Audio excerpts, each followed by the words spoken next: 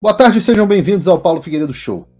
No nosso último programa, nós detalhamos um pouco dos últimos capítulos na escalada ditatorial que o Brasil enfrenta nas mãos do Alexandre de Moraes. Falamos sobre a prisão ilegal e absurda do Felipe Martins, falamos sobre a decisão do Alexandre de implementar a censura na internet brasileira através de uma canetada do TSE. Falamos sobre como o ministro se vangloria de que países do mundo inteiro estariam vindo ao Brasil aprender com ele sobre como implementar uma ditadura através do judiciário. É verdade, ou ao menos parcialmente verdade. Ontem, o canal Deutsche Welle foi tirado do ar da Venezuela após uma reportagem que classificou o país do Maduro como o segundo país mais corrupto do mundo, mencionando o cartel de los Soles. Em um vídeo de 2 minutos, o jornalista Ernesto Fuenmayor utilizou um relatório da famigerada ONG Transparência Internacional. Vocês lembram dela? Ele também chamou o governo venezuelano de mafioso. Vou mostrar uma imagem aqui para vocês sobre a notícia a qual eu estou me referindo. Vou mostrar para vocês a notícia a qual eu estou me referindo agora. Aqui. Vamos ver. Não, tá aqui. Não é fake news, é o mundo real. Não pode chamar o governo venezuelano de mafioso. Afinal, é um ataque às instituições do país, disse o Maduro, que também chamou a emissora e os acusou de promover discurso de ódio e desinformação. Ele disse ainda que o conteúdo da emissora era pobre e fez chacota com eles. Soa familiar, não é? Não é a primeira emissora fechada no país. As redes americanas CNN e a colombiana RCN, Caracol Rádio, críticas ao regime venezuelano, também já haviam sido expulsas. As semelhanças com o Brasil são assustadoras. Os métodos muitas vezes são diferentes, mas os resultados muito parecidos. No Brasil, essa mesma Transparência Internacional que eu acabei de mencionar agora, que motiva que produziu o relatório objeto da reportagem na Venezuela, ela teve um inquérito aberto contra ela no Supremo Tribunal Federal no mês passado, depois de um relatório desfavorável ao Brasil. Eu peço desculpas porque eu deveria mostrar a imagem aqui para vocês. Desde 2021, o Terça Livre, até então o maior canal de mídia independente da América Latina, foi fechado por ordem do Alexandre de Moraes, ao contrário do que afirmou, para variar, de forma mentirosa, a propagandista da ditadura brasileira, Mônica Bergamo. Àquela altura, o Terça Livre contava com dezenas de milhares de assinantes, anunciantes, e quase todos os programas do canal batiam a audiência das redes decadentes na qual a senhora Mônica presta os seus serviços em troca de dinheiro, como, aliás, fazem outras profissionais desde o início dos tempos. Em vez de mandar a polícia para a porta do estúdio, o Moraes determinou, como vocês estão vendo aqui, apenas o congelamento das contas bancárias da empresa indefinidamente e o fechamento do canal do YouTube, que era o único meio que o Terça Livre tinha para transmitir os seus programas. Então, sem ter como transmitir e sem ter como pagar os seus mais de 50 funcionários, não houve alternativa senão o fechamento definitivo da emissora. O dono, o Alan dos Santos, teve o seu mandado de prisão expedido e só não está trancado até hoje em uma prisão nas mesmas condições desumanas em que se encontra o Felipe Martins, porque já estava nos Estados Unidos, ciente da escalada da ditadura do Brasil. O governo brasileiro tentou, é verdade, extraditar o Alan dos Santos de todas as maneiras possíveis. O Bolsonaro chegou a ser culpado pelo atraso dessa extradição. Mas mesmo depois de 1 ano do governo Lula, o jornalista, sim, jornalista e não blogueiro, continua livre com a sua linda família aqui em Orlando, nos Estados Unidos. Como os jornais devem noticiar em breve, e eu antecipo aqui para vocês essa notícia, o governo americano, depois de muitos pedidos de informação, optou por negar os pedidos de extradição feitos pelo Alexandre de Moraes. A razão é simples. Não há crime de opinião nos Estados Unidos. E eu avisei que assim seria desde que a prisão do Alan foi pedida. Crime de opinião? Apenas no Brasil, na Venezuela, Cuba, China e outros países, os tais que estão ávidos em aprender com o judiciário brasileiro. O judiciário brasileiro que tem alguns métodos muito mais sutis do que os utilizados por Maduro. Até dezembro de 2022, por exemplo, uma emissora com baixo investimento passou a assumir rotineiramente a liderança entre os canais de notícia brasileiros, a Jovem Pan. Com uma redação de esquerda, a emissora passou a dar espaço para comentaristas de direita, como eu, e em menos de um ano passou a ocupar o espaço que a emissora da senhora Mônica Bergamo e companhia não conseguem em todo o tempo e com toda a verba que tem. A maior parte do povo brasileiro simplesmente se sentiu representada pela Jovem Pan como nunca se sentiu pela imprensa brasileira. Mas durou pouco. As campanhas de cancelamento, Sleeping Giants, desmonetização do YouTube por pressão do STF, dizem, e finalmente um processo do Ministério Público Federal que apavorou os donos da emissora e forçou a demissão de todas as estrelas da casa. A emissora então teve que se autocastrar para sobreviver. Sem as suas estrelas, a Jovem Pan se tornou só mais uma. Adotou uma linha editorial permitida e contratou uma diretora próxima ao governo Lula. Funcionou, ao menos em parte. A monetização do canal voltou, como diz notícia recente. A audiência, por outro lado, não. E é por isso que um sujeito, sem nenhuma produção, falando em monólogo, eu, tem tido mais audiência do que a própria Jovem Pan e a CNN Brasil em basicamente todos os meus programas. Não vai ser diferente hoje. E é isso que o Moraes tem a ensinar ao mundo. Como ele ousou censurar jornalistas e foi aplaudido por vários dos nossos supostos colegas. Em geral, os fracassados e sem audiência. Eu digo isso porque até hoje o Maduro não censura os jornalistas da Venezuela nas suas redes sociais. Os seus opositores continuam livremente falando nas suas contas do Twitter, YouTube, etc. Como, aliás, no Brasil, faz até o Hamas e outros grupos terroristas. Inclusive, o próprio narcoditador, segundo o Departamento de Estado americano, perdão, Departamento de Justiça americano, Nicolás Maduro. Enquanto isso, eu, Alan e outros seguimos com os nossos bloqueios, no meu caso há mais de um ano, sem nenhum devido processo legal ou qualquer tipo de acusação formal. Os argumentos são sempre os mesmos. Discurso de ódio e desinformação. Os mesmos de Maduro. Mas a efetividade do método muda. E, de fato, para ser justo, mesmo em vários países envolvidos, há quem esteja aprendendo com Alexandre.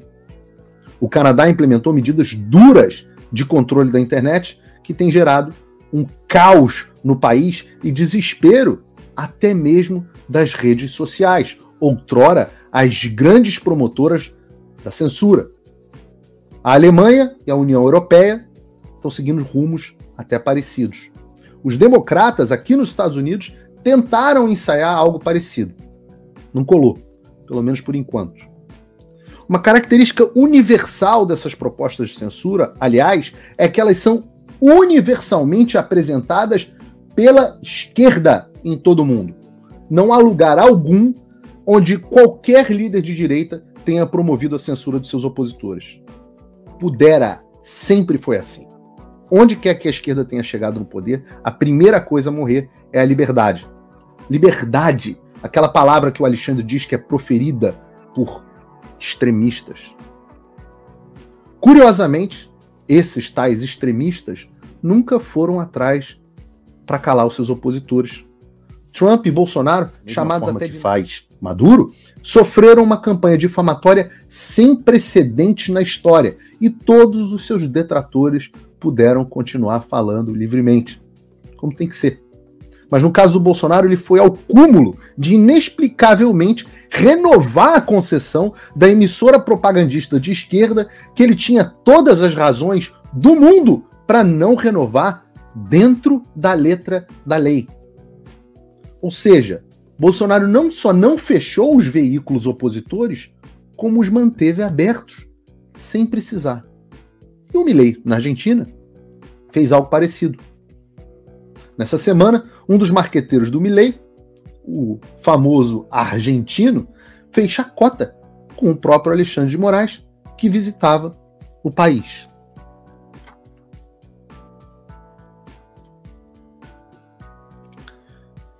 Olá, Alexandre, bem-vindo à Argentina.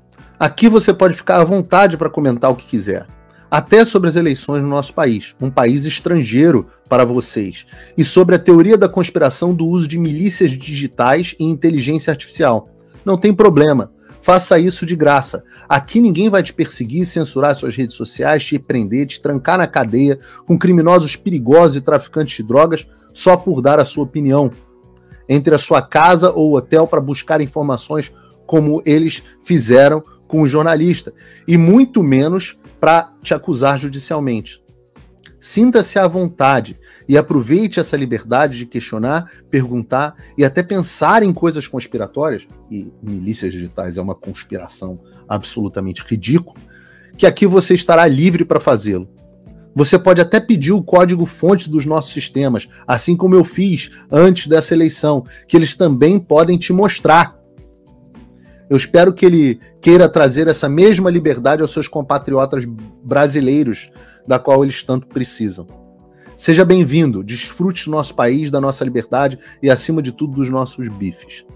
PS, também visite a Patagônia e nossas baleias. Ninguém vai te acusar de ver muito perto. Cara, apenas com fatos. Ninguém na Argentina, de esquerda ou de direita, tem medo de ser preso e perseguido. E isso por si só já deveria dizer que rumos que nós deveríamos querer para o nosso futuro. Os rumos de Milei ou os rumos de Alexandre. Nos Estados Unidos, apesar dos esforços do Alexandre e companhia, a liberdade permanece.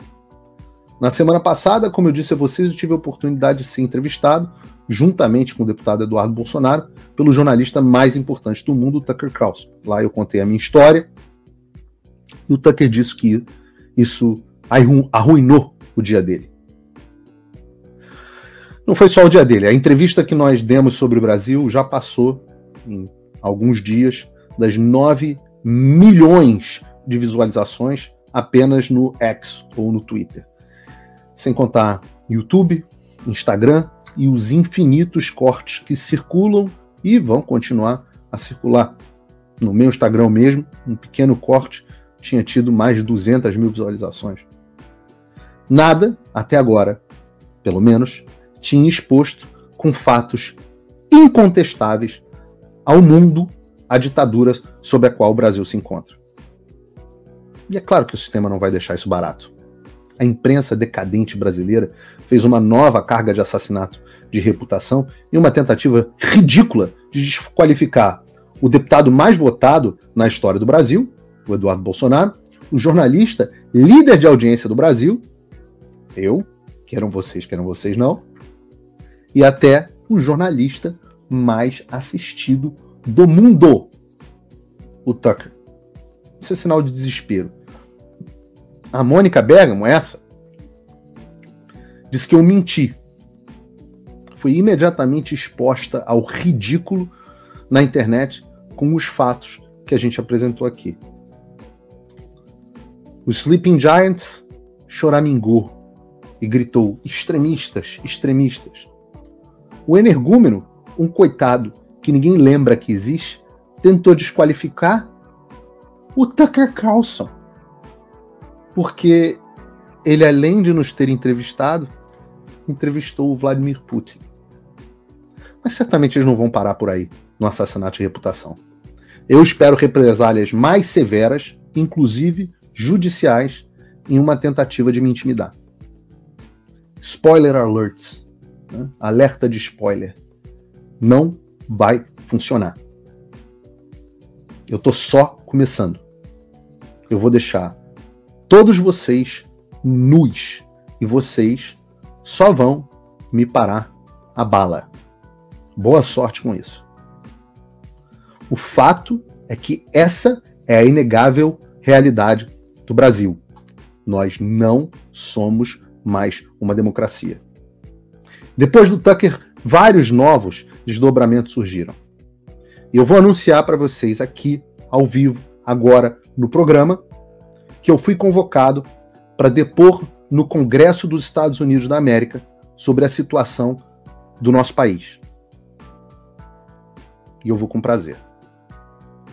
Na semana que vem, o Congresso, Casa dos Representantes, o Comitê de Direitos Humanos, vai fazer uma audiência para ajudar a determinar se o Brasil ainda é uma democracia. Nós sabemos que não, e eu vou explicar, no limite da minha eloquência, o porquê. E a partir daí, o governo americano pode, nessa ou na próxima administração, reformular as suas relações com o Brasil. O Trump, e a gente vai falar dele daqui a pouco, parece que vai voltar. E ele e o seu entorno também estão muito bem informados por nós sobre o que está acontecendo no Brasil. Ora, o próximo presidente dos Estados Unidos talvez tenha assessores para a América Latina e o Brasil, pessoas nas quais ele confie. Nós não sabemos ainda quem são essas pessoas, mas nós podemos sonhar. As ditaduras como a Cuba, Nicarágua, Venezuela e até a Rússia já sofrem sanções duras do governo americano. Será o Brasil o próximo?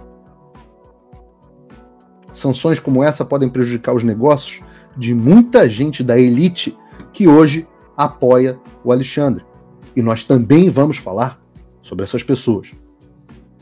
A conta vai ficando e vai ficar cada vez mais cara.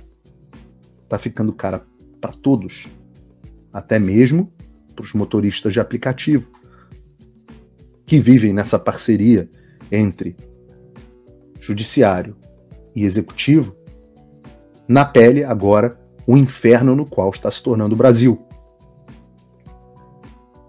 Isso será exposto. Novos pedidos de entrevista têm chegado.